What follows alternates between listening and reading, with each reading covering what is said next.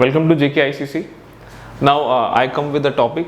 आज हम लेक्चर 3 में, ये मेरा है, और लेक्चर 3 में मैं आज कवर करने वाला हूँ national income. It's a very important topic और इसमें basically what we have to cover, इसमें हम नेशनल इनकम और उसके रिलेटेड एग्रीगेट्स को कवर करने की कोशिश करेंगे। ओके, सो सबसे पहले नेशनल इनकम होता क्या है। एज ये जो वर्ड है नेशनल इनकम, तो यहीं से अगर हम देखें इसे तो हमें पता लगता है कंट्री की इनकम। तो national income is basically the sum total of the value of all final goods and services produced with in the domestic territory of a country and outside the domestic territory of a country. चाहे मैंने अपनी country में बनाया है, चाहे मैंने बाहर बनाया है, तो जितनी भी टोटल इनकम जनरेट हुई है एक पर्टिकुलर ईयर में, एक फाइनेंशियल ईयर में, अगर मैं उन सब का टोटल कर लेता हूं तो that is considered it as my national income. Okay, now this is the basic definition जो हमारी नेशनल इनकम की है। कि नेशनल इनकम क्या है कि सम टोटल अगर हम कर दें जितनी भी इनकम को मैंने जनरेट किया। अब इस इनकम में we have certain terms like this. ये फाइनल गुड्स क्या है, फाइनल गुड्स एंड सर्विसेज, ये डोमेस्टिक टेरिटरी क्या है, and what about accounting terms. So ये चार चीजों के बारे में हमें पता होना बहुत एसेंशियल है so as to understand the concept of national income. सबसे पहले अगर मैं बात करूं that is goods and services की, तो goods that means tangible, services intangible, banking, shipping, transportation, these all will be considered it as your services. Income as it consists of national income. अब income क्या है? Income actually जो हम काम करके हमें जो पैसा मिलता है उसे income कहा जाता है। तो यहाँ पे ये कौन सी इनकम को कंसीडर किया गया, तो कहता है बेसिकली अगर इनकम को देखा जाए तो income is of two types. First is your factor income and second is your transfer income. Now what do you mean by factor income? Factor income क्या होती है? तो जैसे मैंने आपको लास्ट लेक्चर में भी बताया था कि हम किसी भी चीज को बनाने के लिए we required 4 factors of production, जिन्हें जनरली कहा जाता है land, labour, capital and entrepreneur. And इनका जो रिवॉर्ड होता है that is rent, wage, interest and profit. So factor income is basically a income जहां पे मैं काम करता हूं और काम के बदले में जो मुझे पैसा मिलता है, यानी I work as a factors of production, I rendered my services and in return I get something, तो उसे फैक्टर इनकम कहा जाता है। वेयर एज ट्रांसफर इनकम वो इनकम है, इट्स अ वन साइडेड, जो बिना काम किए मुझे पैसा मिलता है। For example scholarship, unemployment allowance, old age pension, these all will be considered it as an example of a transfer income. That means without rendering any services, अगर बगैर किसी सर्विसेज को रेंडर किए जो इनकम मेरे पास आती है उसे ट्रांसफर इनकम कहा जाता है। यहाँ पे जिस इनकम की बात की जा रही है वो इनकम है factor income. Now the question is कि ये फैक्टर इनकम को ही क्यों कंसीडर किया जाता है, ट्रांसफर इनकम को क्यों कंसीडर नहीं किया जाता while calculating national income? So the reason behind this is कि फैक्टर इनकम जो है it generates goods and services in an economy, whereas transfer income goods and services को generate नहीं करती है। That's why while calculating national income हम हमेशा factor income को प्रेफर करते हैं over the transfer income. Second, third aspect is normal resident of a country. अब यहाँ पे ये था produce within the domestic territory. अब who the normal resident? Normal resident is basically Indians, चाहे वो कहीं पे भी रह रहे हैं, वो कहीं पे भी अपनी अगर सर्विसेज को दे रहे हैं और उनके पास जो भी पैसा आ रहा है हमें उसका टोटल करना है, वो आपका आ जाएगा। एंड द लास्ट इज कि जो नेशनल इनकम का जो टोटल होता है that is for accounting year. Accounting year will start from your 1 April to 31 March. Okay, now अब गुड्स एंड सर्विसेज में स्पेसिफिकली यहां पे मेंशन है final goods. Services is, I hope it's clear to you कि services means कि जो भी like banking, shipping, transportation, these all will be intangible things को सर्विसेज कहा जाता है। फाइनल गुड्स, अब हमें तो सिंपल गुड्स के बारे में मैंने जैसे आपको बताया these are the tangible things. Goods क्या है? आम भाषा में कहा जाए तो गुड्स कोई भी चीज, से फॉर एग्जाम्पल ये मार्कर है, डस्टर है, बोर्ड है, these all will be considered it as a good. Okay, यानी जो मेरी जरूरतों को पूरा कर रही हैं, ऐसी चीजें जो मेरी जरूरतों को पूरा कर रही है उन्हें गुड्स कहा जाता है। नाउ यहां पे जो टर्म यूज हुई है that is considered it as final good. It's very important. Now ये फाइनल गुड क्या है?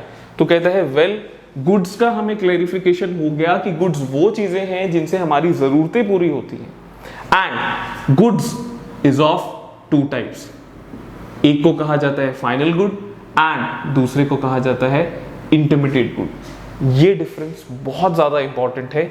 नाउ फाइनल गुड क्या होता है एंड इंटरमीडिएट गुड क्या होता है? वेल फाइनल गुड्स और इंटरमीडिएट गुड्स, ये जो गुड्स की बाइफर्केटेशन है, ये हमने इनके प्रोडक्शन प्रोसेस के बेसिस पे, इनके एंड यूजर के बेसिस पे, इनके वैल्यू एडिशन के बेसिस पे की गई है। अब फाइनल गुड्स क्या होते हैं? जैसे नाम ही बता रहा है फाइनल, फाइनल मींस रेडी। ऐसे गुड्स जो आपके आउटसाइड द प्रोडक्शन बाउंड्री हैं, जो मेरी प्रोडक्शन बाउंड्री को क्रॉस कर चुके हैं, जो बन के तैयार हैं, उन गुड्स को फाइनल गुड्स कहा जाता है। whereas intermediate goods are those goods which are within the production boundary. For example, जैसे कार अगर शोरूम्स में अवेलेबल है, मैं जाके उसे बाय कर सकता हूं, then car will be consider it as a final good. अगर कार अपने प्लांट में है जहां पे वो बन रही है, तो at that time that car will be consider it as a intermediate good. अब जब हम कैलकुलेट करते हैं नेशनल इनकम की, तो यहां डेफिनेशंस में देखिए, it's a money value of all final goods, not intermediate goods. तो जब हम कैलकुलेशन करते हैं तो हम हमेशा फाइनल गुड्स को कंसीडर करते हैं, इंटरमीडिएट गुड्स को नहीं करते। दैट मीन्स जो चीज़ तैयार है, जो चीज़ रेडी है, हम उसी को यूज करेंगे, हम उसी को उसकी वैल्यू को ही कैलकुलेट करेंगे while calculating national income. Intermediate को क्यों नहीं करते हैं?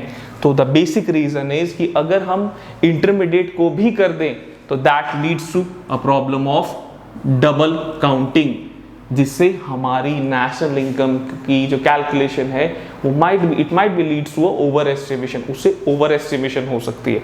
जैसे मैंने आपको एग्जांपल दी, जैसे यहाँ पे कार की, अब यहाँ पे कार जो है ऑलरेडी बन गई है, एक फाइनेंशियल ईयर में बन गई, हमने उसकी वैल्यू को ऐड कर लिया। अब अगर एक कार प्लांट में प्रिपेयर हो रही है, तैयार हो रही है, से फॉर एग्जाम्पल उस फाइनेंशियल ईयर में भी हमने उसकी वैल्यू ले ली, अब जब वो बनी नेक्स्ट फाइनेंशियल ईयर में भी हमने उसकी वैल्यू ली, तो यानी उसकी वैल्यू दो बार काउंट होगी। एक बार तो लास्ट ईयर में काउंट हुई थी जब वो हाफ मैन्युफैक्चर्ड हुई थी, और अगली बार जब वो फुल मैन्युफैक्चर्ड होके अवेलेबल है मार्केट में, तब भी उसकी वैल्यू पूरी ऐड हो रही है।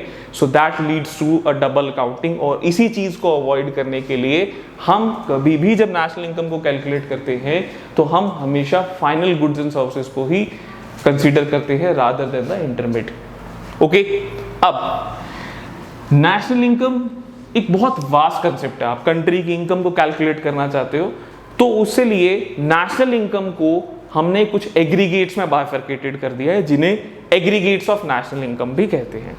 बट इन एग्रीगेट्स को समझने से पहले, so these are the actual aggregates, 8 aggregates हैं जो आपके नेशनल इनकम कैलकुलेशंस में यूज होते हैं। So these are the 4 and these are the 4 at the factor cost, 4 at the market price. But इन 8 को समझने से पहले हमें 3 मेन कंसेप्ट्स को, जो हमारे यहाँ पे बहुत ज्यादा यूज होने वाले हैं, हमें उन्हें समझना जरूरी है। So what are that 3 concepts? वो 3 कंसेप्ट्स कौन से हैं? वेल, वो 3 कंसेप्ट्स हैं हमारे, first is your depreciation, second is your net factor income from abroad, and the third is your net indirect taxes. ये 3 चीजें जो हैं बहुत ज्यादा हमारे यूजफुल होंगी अगर हम एग्रीगेट्स को समझना चाहते हैं, अगर हम एग्रीगेट्स ऑफ नेशनल इनकम को समझना चाहते हैं। वेल, सबसे पहले एस्पेक्ट्स की अगर मैं बात करूं तो सबसे पहला जो एस्पेक्ट मेरे सामने है दैट इज डेप्रिसिएशन। अब डेप्रिसिएशन क्या है? डेप्रिसिएशन जनरली हमारा फिक्स्ड एसेट्स के साथ टर्म यूज की जाती है। डेप्रिसिएशन का मतलब होता है decrease in the value, decrease in the value of fixed assets due to normal wear and tear process or expected obsolescence। अब normal wear and tear process है, say for example कार की अगर मैं बात करूं, अगर मान लो कि कार को आज ही मैं शोरूम से निकालता हूं, so that cost rupees 5 lakh rupees. अब अगर मैं उसे 1 महीने के बाद जाके बेचूंगा, सेल आउट करूंगा, तो क्या मुझे सेम 5 लाख रुपीज उस डे मिलेंगे आफ्टर 1 मंथ? नहीं। क्यों नहीं मिलेंगे? क्योंकि उसकी वैल्यू डेप्रिशिएट हो जाती है। क्योंकि जिसके पास भी मैं उस कार को सेल आउट करने के लिए जाऊंगा वो मुझे यही बोलेगा कि वेल आपने इसको यूज किया है तो इससे क्या है, इसकी वैल्यू कम हो रही है, इसके स्पेयर पार्ट्स जो है माइट भी वो प्रॉब्लम दे मुझे, इसलिए मैं आपको उतने पैसे नहीं दे सकता जितने की आपने गाड़ी ली है। सो ये जो वैल्यू 5 लाख की गाड़ी ली, अब मुझे वो कह रहा है कि ठीक है आई विल गिव यू 4,50,000, तो ये 50,000 मेरे कहाँ गए? 50,000 इज माई डेप्रिसिएशन। ठीक है, अब डेप्रिसिएशन जो है एक तो normal wear and tear process, किसी चीज़ के मशीनरीज के चलने से जो उसमें घिसना शुरू हो जाता है या कोई उसमें प्रॉब्लम अराइज होने के चांसेस हो जाते हैं वो हो, या ऐसा भी हो सकता है कि मॉडर्न टेक्नोलॉजी आ जाए। अगर मॉडर्न टेक्नोलॉजी आ जाती है तो ऑटोमेटिकली जो है उन चीज़ों की वैल्यू गिर जाती है। से फॉर एग्जांपल अगर हम देखें तो 4G की example is a very good example. 4G से पहले जो फ़ोन्स अवेलेबल थे उनकी कॉस्ट 4G के आने के बाद ऑटोमेटिकली डिक्लाइन होगी, बिकॉज जो नए 4G फ़ोन्स हैं दे आर मोर कॉम्पिटेबल, उनकी ज़्यादा कॉम्पिटेंसी थी, उनमें ज़्यादा चीज़ों को हम एब्जॉर्ब कर सकते थे, वो चीज़ आ जाती है। जैसे 4G के बाद जो है, जैसे फॉर एग्जांपल अगर मैंने 4G फ़ोन्स को यूज़ किया तो 3G फ़ोन्स की वैल्यू ऑटोमेटिकली गिर गई। क्यों? क्योंकि उनकी टेक्नोलॉजी एडवांस नहीं थी। So this is the reason of a depreciation. Now net factor income from abroad, जिसे कॉमनली हम NFIA की फॉर्म में भी यूज करते हैं। अब net factor income from abroad क्या है? वेल, मेरी जो इकोनॉमी है, अब हमारे जो इंडियंस हैं वो स्पेसिफिकली एक जगह पे नहीं रहते हैं, अलग अलग जगह पे जा रहे हैं काम करने के लिए। तो कहता है जो तो इंडियंस यहाँ पर है हम उनकी इनकम को तो ऐड कर लेंगे, बट व्हाट अबाउट जो लोग हमारे बाहर काम कर रहे हैं, ऑस्ट्रेलिया में है, अमेरिका में है, यूएस, कनाडा में है आपके, अब उनकी इनकम को कैसे कैलकुलेट किया जाए? तो कहता है वेल, कंट्री की जब बात आती है तो हम net factor income from abroad का यूज करके उनकी इनकम को भी कैलकुलेट करने की कोशिश करते हैं। फॉर एग्जाम्पल अगर मैं इसकी बात करूं तो बहुत सारे रेजिडेंट हमारे ऐसे हैं जो बाहर वर्क कर रहे हैं, और उसी तरीके से बहुत सारे बाहर के रेजिडेंट भी हैं जो हमारे यहाँ पे वर्क कर रहे हैं। तो मैंने फॉर एग्जाम्पल दे दिया, से फॉर एग्जाम्पल टॉम क्रूज जो है वो इंडिया में वर्कआउट करने के लिए आते हैं, वेयर एज अनिल कपूर जो है ये US चले जाते हैं, ओके, काम करने के लिए। ठीक है, से फॉर एग्जाम्पल किसी भी चीज़ की शूटिंग चल रही है तो टॉम क्रूज इंडिया आ जाते हैं और अनिल कपूर जो है वो US चले जाते हैं। अब टॉम क्रूज यहाँ इंडियन फिल्म प्रोडक्शंस में अगर आ रहे हैं तो डेफिनेटली वो यहाँ जो है अर्न कर रहे हैं इनकम अपनी, वेरएज अनिल कपूर अपनी इनकम US से अर्न कर रहे हैं। तो अब अनिल कपूर तो इंडियन रेजिडेंट है और टॉम क्रूज तो आपके US के रेजिडेंट है, तो इनकी इनकम को कैसे कैलकुलेट किया जाएगा? वेल, इनकी जो भी इनकम आएगी हम उनको net factor income from abroad में कंसीडर कर लेंगे। फॉर एग्जाम्पल टॉम क्रूज ने अर्न किए ₹100 करोड़ और अनिल कपूर ने भी US से अर्न कर लिए 50 करोड़। ओके, तो net factor income from abroad कैसे कैलकुलेट होता है? Net factor income from abroad can be calculated as, इसको हम कैसे कैलकुलेट करेंगे? तो इसको हम कैलकुलेट करते हैं NFIA is equals to factor income earned from abroad minus factor income paid to abroad. अब यहां पे factor income earned from abroad यानी मेरे रेजिडेंट ने कितने पैसे कमाए, तो मेरे resident that means Anil Kapoor, तो अनिल कपूर ने कितने पैसे कमाए हैं? 50 करोड़। एंड टॉम क्रूज ने कितने अर्न किए हैं? 100 करोड़। तो 50 crore minus 100 crore will give me -50 crore, यानी यहां से पैसा गया है। Okay, this is the term which we generally use for this NFIA। अब this NFIA can be positive, ये मेरा पॉजिटिव भी हो सकता है, नेगेटिव भी हो सकता है, जीरो भी हो सकता है। वेल, NFIA पॉजिटिव कब होगा? Again I give these 2 example, इन्हीं दोनों एग्जाम्पल्स में मैं फोकस करता हूं। ये Tom cruise and Anil Kapoor. Now positive कब होगा? Positive, well, net factor income from abroad can be calculated as factor income earned from abroad minus factor income paid to abroad। तो पॉजिटिव कब होगा?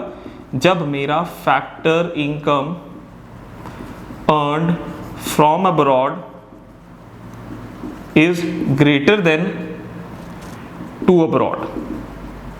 यानी अगर अनिल कपूर ने कमा लिए 200 crore 200 CR and Tom Cruise ने कमाए 100 करोड़, तो माय आंसर इज 100 CR। सो ये मेरा हो जाएगा पॉजिटिव। इन दैट केस यहाँ पे मैं लिख देता हूँ AK stands for Anil Kapoor and TC stands for your Tom Cruise. Negative कब होगा? वेल नेगेटिव कब होगा? From abroad, factor income from abroad is less than to abroad, then it will be consider it as a negative. यानी अनिल कपूर ने earn किए 200 crore and Tom Cruise ने earn कर लिए 500 crore. Well your answer is -300 crore. उसी तरीके से it can be zero also. Zero कब होगा? When from abroad is equals to abroad.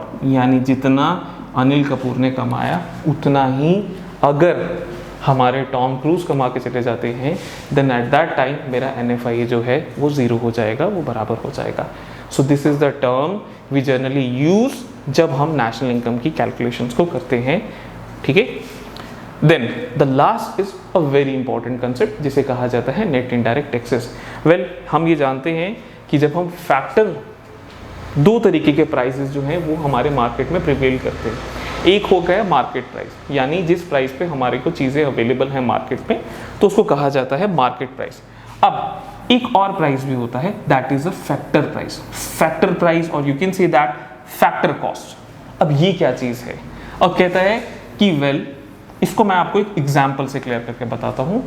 से फॉर एग्जाम्पल जैसे ये मार्कर है, अब इस मार्कर को मैं मैन्युफैक्चर करता हूँ, तो मार्कर को मैन्युफैक्चर करने की जो कॉस्ट आती है, मैंने कहा कि ओके इसकी मैन्युफैक्चरिंग का तो बेसिक फैक्टर्स ऑफ प्रोडक्शन, जैसे मैंने आपको लेक्चर 2 में बताया था कि किसी भी चीज को बनाने के लिए we required 4 factors of production. What are the 4 factors of production? This are land, labour, capital and entrepreneur. तो ये मैंने मार्कर को मैन्युफैक्चर करना था, तो मार्कर को मैन्युफैक्चर करके मैंने इसकी कॉस्टिंग सेट कर दी। मैंने कहा okay the cost of that marker is कि मैं इसको मार्केट में मैं इसको 30 रुपीज में सेल आउट करूंगा। क्लियर? अब मैंने डिसाइड कर लिया। अब जब किसी भी चीज को हम मार्केट में बेचने के लिए जाते हैं तो गवर्नमेंट हम पे एक तरीके का टैक्स इंपोज करती है, that tax is indirect taxes. Right now GST is considered it as indirect taxes. तो ये मैंने प्राइस सेट कर दिया। अब ये जो प्राइस मैंने सेट किया that is a factor cost. अब गवर्नमेंट मुझे कहती है ठीक है आपको इनडायरेक्ट टैक्सेस पे करना पड़ेगा। मैंने कहा what do you mean by that? तो कहते हैं it's a type of taxes which is impose on the sale of the commodity. चीज को बेचने पे जो टैक्स लगता है उसे इनडायरेक्ट टैक्स कहा जाता है। मैंने कहा ठीक है मैं दे दूंगा। अब 30 रुपीज की मैं रेडी हूं उस चीज को बेचने के लिए, बट गवर्नमेंट मेरे पे इनडायरेक्ट टैक्सेस लगा देती है। मैंने कहा ठीक है व्हाट आई हैव टू पे? कहते कि आपको 10 रुपीज एज अ टैक्स देना पड़ेगा। तो इनडायरेक्ट टैक्सेस मेरे पे इंपोज हो गया 10 रुपीज। ओके नाउ अब अगर यही मार्कर मुझे मार्केट प्राइस में जाके बेचना होगा तो मैं कितने का बेचूंगा? डेफिनेटली ये टैक्सेस मैं अपने से तो नहीं दूंगा। मैं क्या करूंगा? उस प्रोडक्ट की कॉस्टिंग कर दूंगा ₹40। सो यानी जो चीज मैंने बनाई उसको कहा जाता है फैक्टर कॉस्ट, और जिस प्राइस पे वो मार्केट में सेल आउट हो रही है उसे कहा जाता है मार्केट प्राइस। वेल अब ये मार्कर था। नाउ गवर्नमेंट रियलाइज कि 10 रुपीज बहुत ज्यादा है, why don't we give the subsidies? हम इनको सब्सिडीज दे देते हैं। तो ओके गवर्नमेंट क्या करते हैं, मुझे सब्सिडीज दे देती है। कितने? 5 रुपीज की आप मार्कर बना रहे हो, ये आपका एजुकेशन में यूज हो रहा है तो कोई बात नहीं, we will give you a subsidy. तो ठीक है, तो मेरे को ओवरऑल टैक्स कितना लगा? अब ये जो ओवरऑल टैक्स होता है उसी को कहा जाता है net indirect taxes. Now what do you mean by net indirect taxes? Net indirect taxes is basically the difference between indirect taxes and subsidies. Indirect taxes यानी tax which is imposed on the sale of the commodity. और subsidies क्या है? Subsidies is basically a financial assistance. Okay, तो जो overall tax लगा उसे कहा जाता है नेट इनडायरेक्ट टैक्सेस। अब ओवरऑल टैक्स मेरे पे कितना लगा? 10 में से मैं 5 को माइनस कर दूंगा बिकॉज सब्सिडीज वापस आ गई, इट्स अ फाइनेंशियल असिस्टेंस। तो मेरे पे ओवरऑल टैक्स लगा ₹5 का। तो यानी अब जो चीज है मैं मार्केट में उसको 35 रुपीज की सेल आउट करूंगा।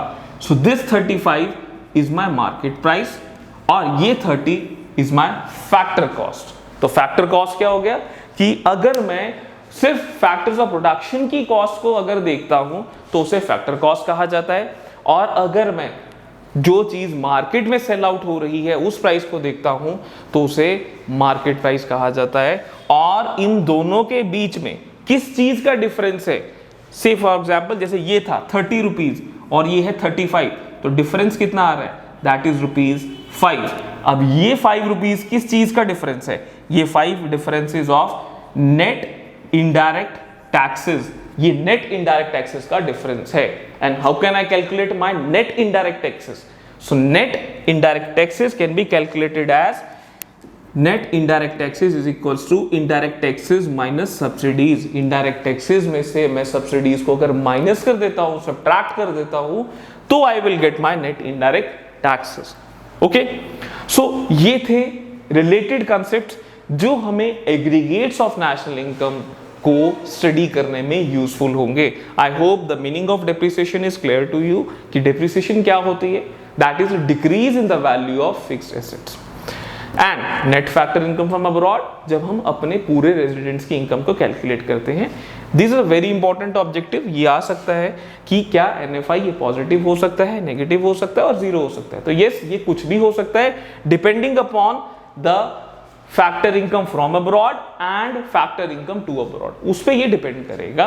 And the last is your net indirect taxes, जिसमें मैंने आपको ये एग्जांपल देके बताया कि नेट इनडायरेक्ट टैक्सेस क्या है। It is basically the difference between factor cost and the market price. Okay, now अब नेशनल इनकम के साथ बेसिकली 4 मेन एग्रीगेट्स जो हैं वो एसोसिएटेड हैं, जिन्हें हम जनरली जो है एनडीपी, जीडीपी, जीएनपी, एनएनपी इनके नाम से जो है जानते हैं। वेल, ये 4 एग्रीगेट्स जो हैं ये हमारे 8 हो जाते हैं जब हम फैक्टर कॉस्ट और मार्केट प्राइस दोनों को कैलकुलेट करते हैं। तो NDP, GDP, GNP and NNP, और these are the factor cost. And market price में क्या हो जाएगा? यही 4 हमारी मार्केट प्राइस में भी आ जाएंगे। NDP, GDP MP, GNP MP and NNP MP. So ये हमारे जो हैं यहाँ पर 8 एग्रीगेट्स हो जाते हैं जिनसे हम नेशनल इनकम को कैलकुलेट करते हैं। 4 is of the factor cost, 4 is of the 4 जो है वो हमारे मार्केट प्राइस के आ जाते हैं। फैक्टर कॉस्ट और मार्केट प्राइस का कंसेप्ट क्या है वो हमने भी पढ़ा नेट इनडायरेक्ट टैक्सेस में, वहीं से इसको यूज किया गया है। वेल, यहाँ पे ये मैंने सारी चीजों को मेंशन किया गया है कि ये हैं क्या। वेल, एनडीपीएफसी क्या है, तो ये मैं आपको सिंपल यहाँ पे समझा देता हूँ, इसे जस्ट दिमाग में रखना है। बट इसको कैसे ये मैंने सारी डेफिनेशंस बनाई उसका shortcut I will give it to you. जैसे अगर मैं सिंपल, अगर आप if you look at a glance you can find out कि एनडीपीएफसी में मैंने क्या लिखा। It's a money value of all final goods and services, यानी कि total value of goods and services जो मैंने प्रोड्यूस की हैं अपनी डोमेस्टिक टेरिटरी के अंदर, अगर मैं उन सब का टोटल कर लेता हूं तो उसको कहा जाता है एनडीपीएफसी। जीडीपीएफसी क्या है? GDPFC is basically a money value of all final goods and services with the inclusion of depreciation, यानी यहां पे डेप्रिसिएशन आ गया, rest definitions remain same. GNPFC में अगर बात करूं मैं तो जीएनपीएफसी क्या है? अगेन कि ये भी मनी वैल्यू है all final goods and services की with the inclusion of depreciation and net factor income from abroad. Okay, यानी इसमें और इसमें डिफरेंस किसका आया? Net factor income from abroad का। अब एनएनपीएफसी में अगर देखूं तो it is a money value of all final goods and services with the inclusion of net factor income from abroad. इसमें डेप्रिसिएशन नहीं आया, अब एनडीपी अगर एमपी को मैं देखता हूं, एमपी, अब एमपी टर्म्स सिंपल है, जैसे मैंने आपको कहा था नेट इनडायरेक्ट टैक्सेस, तो मार्केट प्राइस में टैक्सेस इन्वॉल्व है, तो वहां पे जहां पे भी एमपी लिखा है वहां पे मैं नेट इनडायरेक्ट टैक्सेस को कैलकुलेट कर लेना। अगर मैं सिंपल डेफिनेशंस को पढूं तो उसकी डेफिनेशंस क्या कहती है, again it's a money value of all final goods and services with the inclusion of net indirect taxes. जीडीपीएमपी, money value of all final goods and services with the inclusion of depreciation and net indirect taxes. और जीएनपीएमपी को अगर मैं देखता हूं तो यहां पे मेरा डेप्रिसिएशन भी है, एनएफआईए भी है एंड नेट इनडायरेक्ट टैक्सेस भी है। एंड द लास्ट इज एनएनपीएमपी को अगर मैं देखता हूं तो यहां पे मेरा एनएफआईए भी है एंड नेट इनडायरेक्ट टैक्सेस भी है। यानी मार्केट प्राइस में कॉमनली हमने देखा कि सब में नेट इनडायरेक्ट टैक्सेस इन्वॉल्व है। नाउ इसी चीज का बहुत बेसिक शॉर्टकट है एंड दैट शॉर्टकट इज कि आप ये सारी डेफिनेशंस को खुद बना सकते हो। अब इनका शॉर्टकट जो है दैट ये 3 वर्ड शॉर्टकट है। जैसे फॉर एग्जांपल मेरे पास 4 ही टर्म्स हैं जो जनरली यूज की जा रही हैं, NDP, GDP, GNP and NNP. ये 4 टर्म्स मेरी यूज हो रही हैं। अब इन 4 टर्म्स में ही इनके आंसर्स जो हैं वो हाइड आउट होके रखे हैं। जैसे अगर मैं इनको बाइफरकेट करता हूं तो let find out the common one. तो यहां पे अगर मैं कॉमन देखता हूं तो सबसे पहले सब में P कॉमन है। तो what do you mean bye P? तो P stands for final good. ठीक है, इसलिए इन 8 डेफिनेशंस में ये चीज हमेशा लिखी गई, money value of all final goods and services. Okay, तो P stands for final good, यानी कि जब भी हम नेशनल इनकम को कैलकुलेट करेंगे तो हमें कौन से गुड्स को कंसीडर करना है, only final good is to be considered. Okay, now अब यहां पे अगर और मैं देखूं तो जैसे N है, first letter, this is a shortcut for first letter. N है, N मतलब नेट एंड G मतलब ग्रॉस। ओके, नेट और ग्रॉस। तो फर्स्ट लेटर जो है ये मेरा डिटरमाइन करेगा कि क्या मुझे डेप्रिसिएशन लेना है या नहीं लेना है। तो that means first letter is associated with your depreciation. अब नेट अगर है तो there is no need to take depreciation, और अगर ग्रॉस है तो you have to add depreciation. तो दैट मींस कि अगर आप किसी भी टर्म को नेट से ग्रॉस में कन्वर्ट करना चाहते हो, यानी नेट से आप ग्रॉस में जाना चाहते हो, तो आपको क्या करना पड़ेगा, डेप्रिसिएशन को ऐड करना पड़ेगा। और अगर आप ग्रॉस से नेट पे जाते हो तो आपको उसका ऑपोजिट करना पड़ेगा, यानी कि आपको यहां पे डेप्रिसिएशन को सब्ट्रैक्ट करना पड़ेगा। ओके, सो अब यानी जहां पे भी फर्स्ट लेटर N है, अगर आप यहां इन 8 के 8 में चेक कर लें, नेट, क्या मैंने यहां डेप्रिसिएशन की बात की? नहीं। ओके, नेट, क्या यहां डेप्रिसिएशन की बात की? I am talking about only first letter. यहां पे नेट डेप्रिसिएशन की बात है? नहीं। यहां पे नेट डेप्रिसिएशन की बात है? नहीं। So this is the first letter shortcut. तो फर्स्ट लेटर आपको बता देगा कि आपने डेप्रिसिएशन लेना है या नहीं लेना है। सेकेंड लेटर शॉर्टकट जो है दैट इज, ये आपका सेकेंड लेटर जो है that is associated with your NFIA, जिसे हम कहते हैं net factor income from abroad. अब अगर मैं सेकेंड लेटर पे फोकस करूं तो सेकेंड लेटर जो है आइदर ये मेरा है डोमेस्टिक, ये देखिए D stands for domestic, D domestic, N national, N national. तो यानी second letter is associated either with my domestic और नेशनल। अब ये NFI कहां लेना है? तो देखो NFI इज अ टर्म, जब मैंने आपको बताया कि जो मेरे रेजिडेंट बाहर काम कर रहे हैं, तो डोमेस्टिक क्या हो गया, with in the political boundaries, with in the geographical boundaries. तो कहते हैं कि डोमेस्टिक में हम कभी भी net factor income from abroad को नहीं लेते, बट अगर हम नेशनल की बात करते हैं तो नेशनल में मेरे इंडियंस आते हैं, तो यानी सब इंक्लूड हो जाते हैं। तो दैट मीन्स कि अगर मुझे किसी टर्म को डोमेस्टिक से नेशनल में करना है तो I have to add NFIA। और अगर नेशनल से डोमेस्टिक पे अगर मैं कन्वर्ट करता हूं तो I have to subtract net factor income from abroad. Okay, so this is a second letter shortcut. Third letter की अगर मैं बात करूं तो थर्ड लेटर जो है that will be associated with my net indirect taxes. अब नेट इनडायरेक्ट टैक्सेस क्या होते हैं? ये कि अगर मुझे फैक्टर कॉस्ट से मार्केट प्राइस में कन्वर्ट करना है तो यानी मुझे पता है कि मार्केट में टैक्सेस इन्वॉल्व होते हैं, वेयरएज फैक्टर में टैक्सेस इन्वॉल्व नहीं होते। तो अगर मुझे फैक्टर से मार्केट प्राइस में जाना है तो I have to add net indirect taxes, और मार्केट से अगर फैक्टर कॉस्ट पे जाना है तो I have to subtract net indirect taxes. Okay, so these are the 4 letter shortcuts. अब वेल ये जो 8 डेफिनेशंस जो मैंने यहाँ पे जो फॉर्मुलेट्स की हैं, जो बनी हैं, ये सारी की सारी इन्हीं 3 एस्पेक्ट्स पे बेस्ड हैं। फॉर एग्जाम्पल जैसे आप अगर अपनी फर्स्ट को देखो NDPFC, तो 3 लेटर्स हमारे यूज हो रहे हैं NDNP। N यानी डेप्रिसिएशन नहीं है, that's why I didn't write depreciation here. D है डोमेस्टिक, यानी NFIA की भी बात नहीं की गई है, इसलिए वहां पे सिंपल मेंशन किया गया कि money value of all final goods and services. Whereas अगर आप GDPFC की बात करो तो देखो G फर्स्ट लेटर डेप्रिसिएशन है, D NFIA नहीं है, तो इसलिए वहां पे सिर्फ रेड से मार्क जो है दैट इज डेप्रिसिएशन। उसी तरीके से ये 8 की 8 डेफिनेशंस बनी हैं।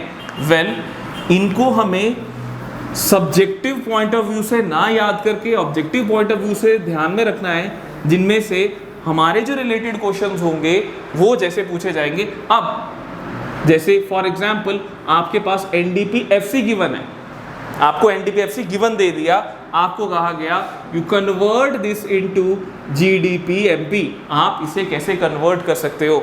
सो this is the shortcut that we have. अब पहला लेटर फर्स्ट लेटर यहाँ पे क्या है? नेट। मुझे कन्वर्ट किस पे करना है? G पे प्लस डेप्रिसिएशन। अगला D डोमेस्टिक, यहाँ पे भी domestic, no need to do that NFIA को नहीं करना है। लास्ट फैक्टर कॉस्ट से मार्केट प्राइस, मार्केट में टैक्सेस होते हैं प्लस नेट इनडायरेक्ट टैक्सेस। ये दोनों चीजें अगर मैं NDPFC में ऐड कर दूं that becomes my GDPMP। Okay, one more example हम ले लेते हैं। मान लो आपके पास है NNPMP, now you have to convert into GDPFC। आप इसे कैसे कन्वर्ट करोगे? तो वेल सबसे पहला देखो यहाँ पे है नेट और यहाँ पे क्या है? ग्रॉस। तो फर्स्ट लेटर मुझे क्या बताएगा कि क्या मुझे डेप्रिसिएशन को ऐड करना है या नहीं करना है। तो नेट से किस पे जा रहे हैं? ग्रॉस पे जा रहे हैं, तो यानी मुझे प्लस करना है डेप्रिसिएशन को। यही था मेरा फर्स्ट लेटर, मुझे बताएगा डेप्रिसिएशन को ऐड कर रहा है नहीं। सेकेंड लेटर नेशनल से डोमेस्टिक पे जा रहे हैं। अब नेशनल से डोमेस्टिक पे जा रहे हैं तो मुझे net factor income from abroad नहीं लेना है, तो what I have to do, मुझे यहाँ पे माइनस करना पड़ेगा NFIA, net factor income from abroad, मैं माइनस कर दूंगा। और लास्ट मार्केट प्राइस से फैक्टर कॉस्ट पे जा रहे हैं, तो मार्केट में तो नेट इनडायरेक्ट टैक्सेस को तुमने इन्वॉल्व कर लिया होगा, वेयरएज फैक्टर में टैक्सेस नहीं होते हैं, तो हमें क्या करना है यहाँ पे माइनस नेट इनडायरेक्ट टैक्सेस कर देना है। अगर मैं ये तीनों चीजें कर दूंगा that terms becomes my GDPFC। Okay, last example, अगर मान लो मेरे पास है NDPFC, अब मुझे इसे कन्वर्ट करना है GNPMP में। कैसे कन्वर्ट कर सकता हूँ? तो वेल फर्स्ट लेटर मुझे क्या बता रहा है यहाँ, अब ये है मेरे पास नेट, नेट से किस पे जाना है? ग्रॉस। तो मुझे सबसे पहले प्लस करना है डेप्रिसिएशन को। ओके, कर दिया depreciation, remember that concept, decrease in the value of fixed asset. Domestic से नेशनल पे जाना है, डोमेस्टिक से नेशनल पे जा रहे हैं, तो सेकेंड लेटर एसोसिएट होता है मेरा NFIA से, तो मैं यहाँ पे प्लस कर दूंगा NFIA। And third letter, third का देखेंगे, थर्ड जो है वो P तो हमारा कॉमन है सब में, that is stands for final good. तो फैक्टर कॉस्ट से मार्केट प्राइस पे जा रहे हैं, तो फैक्टर कॉस्ट से मार्केट प्राइस पे अगर हम जा रहे हैं तो वेल मार्केट में टैक्सेस इन्वॉल्व होते हैं प्लस नेट इनडायरेक्ट टैक्सेस। अगर हम ये तीनों चीजों को ऐड कर देंगे दैट NDPFC बिकम्स GNPMP। सो इसी तरीके के क्वेश्चंस जो है ये हम पेपर्स में देख सकते हैं, convert these terms, and rather than इनको याद करने की बजाय अगर आप उन्हीं शॉर्टकट्स के बेसिस पे इनको अगर आइडेंटिफाई कर सकते हैं, इनको अगर याद रख सकते हैं, that will be very beneficial for you, because हमारा paper is objective paper, it's not a subjective paper. Okay, so that's all for today. Revise these terms and in case if you have any doubt तो आप मुझे वो comment section में बता सकते हैं। सो आज के लिए we just completed national income and it's aggregate.